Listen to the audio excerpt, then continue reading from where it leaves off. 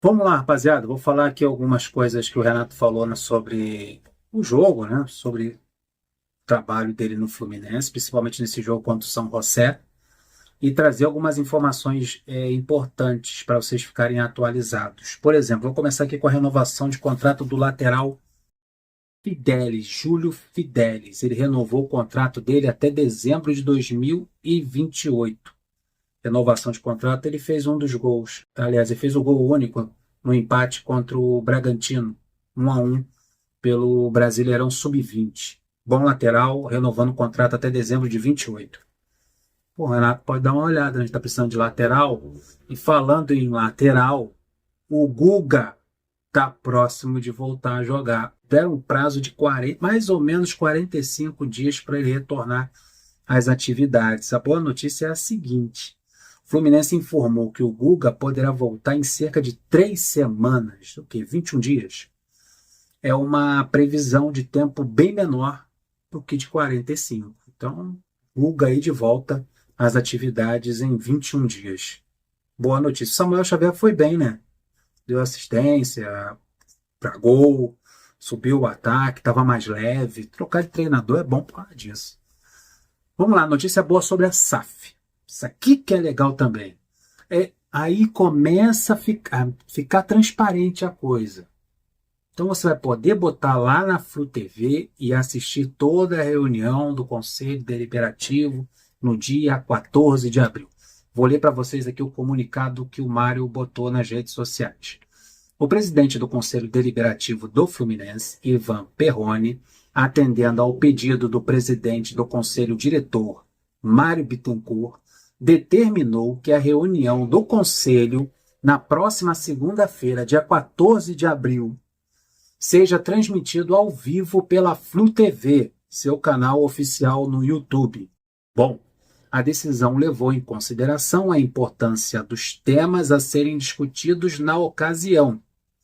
A apresentação das informações até aqui disponíveis sobre a criação de uma SAF e informações sobre a participação do Fluminense no Mundial de Clubes da FIFA. É um comunicado vindo do Conselho Diretor do Fluminense, senhor Ivan Perrone. Mas tem coisa do Mário aí, ele tá sofrendo uma pressão grande de todos os lados, de grupos políticos, o pessoal quer judicializar a questão da SAF, e ele quer mostrar o mínimo de transparência nesse processo. Vai estar lá na Flu TV, dia 14 de abril, o Conselho Deliberativo fazendo reunião, ouvindo o Mário e ele esclarecendo situações sobre a SAF e o Mundial de Clubes. Agora vamos falar de Fluminense e São José. Vamos lá. Renato Gaúcho, na coletiva, ele falou, justificou porque ele poupou o time. Que ele usou esse time praticamente reserva no jogo contra o São José. Vou abrir parênteses aqui para o Renato, tá bom? Então, olha o que ele disse: temos jogos a cada 3 dias. Jogo durante a semana, meio da semana, final de semana. Então, preciso de todo mundo. Deu para observar todo mundo e dar oportunidade e observar as características. O pouco tempo que eu tenho, eu preciso ver todos os aspectos, para que sempre eu precise fazer uma substituição ou colocar alguém que eu tenha certeza que vai fazer o certo. Fecha aspas por Renato Gaúcho. E espero que ele tenha observado realmente o bom futebol do Bernal, a atuação do Nonato, a boa atuação do Thiago Santos na zaga. Tem ali um jogo, até o Léo Jance ali na lateral esquerda fez uma boa participação, né? O Keno precisa voltar a ser titular da ponta esquerda. Realmente foi um jogo importante para o Renato tirar novas conclusões, conhecer sobre o elenco e modificar a equipe titular se for necessário. Como ele disse, fazer substituições e saber que o camarada que está saindo do banco de reserva vai entregar aquilo que ele pretende para a equipe. Renato também falou do Thiago Santos. Eu falei do Thiago Santos, vamos ler aqui o que ele disse sobre o Thiago Santos. Conheço bem o Thiago, ator de zagueiro e foi muito bem. Ele disse que só em último caso gostaria de jogar como volante. Se adaptou bem na nova posição. O importante é isso para o treinador, saber com quem ele pode contar. Foi isso que o Renato falou sobre o Thiago Santos, cara. Então, pelo que eu entendi do Renato, o Thiago deixou bem claro que ele só vai jogar de volante se for em último caso. Talvez o Renato tenha até... Olha, vamos botar você hoje de volante, porque conhece ele como volante lá do Grêmio. no Fluminense que ele parou na zaga ao lado do Thiago Silva. Parece que o Thiago falou, não quero volante não. Prefiro jogar de zagueiro. Jogou de zagueiro e jogou bem. Quem sabe ele reedita de novo a dupla de zaga ao lado do Thiago Silva. Saindo um pouquinho do Renato, vamos ler aqui o que o Cano falou sobre o Renato. O Cano, após o jogo, disse o seguinte: o trabalho do Renato durante a semana deu certo em campo. Criamos muitas chances de gol. Para o centroavante é importante. Vamos entendendo a ideia e o que ele quer dentro de campo. Dá para ver, pelos 2 gols do Everaldo e pelos 2 gols do Cano, dá para ver que o centroavante, com esse trabalho pequeno do Renato, 4 treinos, 2 partidas já, ele não precisa tanto vir aqui embaixo buscar a bola como ele estava fazendo com a época, no finalzinho ali do mandato do Fernando Diniz e depois o período do Mano Menezes, que o Cano vinha no meio de campo procurar jogo, porque essa bola não estava chegando no ataque. E a bola está chegando no ataque. É isso que o Cano deixa bem claro com relação ao trabalho do Renato Gaúcho. O Fluminense está criando chance, criando oportunidade, e o centroavante fica lá na frente esperando a bola chegar, irmão. Foram 21 finalizações no jogo contra o São José. O time é fraco? É. Mas você criou chance. Pior quando o adversário é fraco, você não cria. Então o centroavante fica ali só esperando a criança chegar. E quando ela chega, ele bota para dentro. O Everaldo sabe fazer isso e o Cano também. Então é importante o Fluminense criar chances, criar oportunidade, jogar no ataque, jogar próximo da linha do gol. É mais fácil para o centroavante balançar a roseira. Renato, na coletiva, ele disse o seguinte: o que ele falou? Falou sobre priorizar competições. Olha o que ele disse sobre priorizar competições.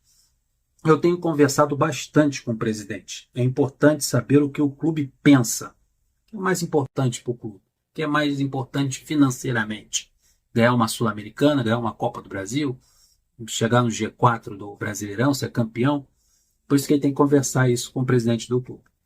É importante saber o que o clube pensa. Se lá na frente a coisa ficar um pouco mais feia, contusão, desgaste físico de jogadores, de repente sim, podemos priorizar. Então ele colocou o time reserva contra o São José, ele poupou os titulares, mas ele não está abrindo mão da Sul-Americana. Isso pode vir a acontecer lá na frente. Com relação à Sul-Americana, à Copa do Brasil, não sei qual competição ele vai agir assim.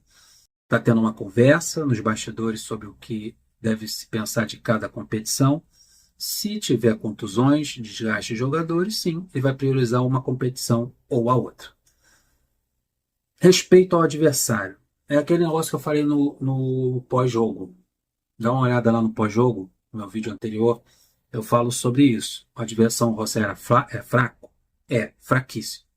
Mas o Fluminense tem o maior respeito que você pode apresentar contra o time fraco é jogar de igual, partir para cima, fazer o seu jogo. Esse é o maior respeito que você pode ter contra o seu adversário. Se tem até uma situação de Brasil-Alemanha na Copa do Mundo. A Alemanha é o Brasil. Então, meteu 7 gols, 4, 5 gols, não é vergonha. É mostrar que você respeita o adversário. É assim que eu enxergo também. Olha o que o Renato disse. Eu sei que o adversário não era tão qualificado assim. O maior respeito que se pode ter pelo adversário é tentar fazer gols. E fazer gols o Renato sabe muito bem e conhece.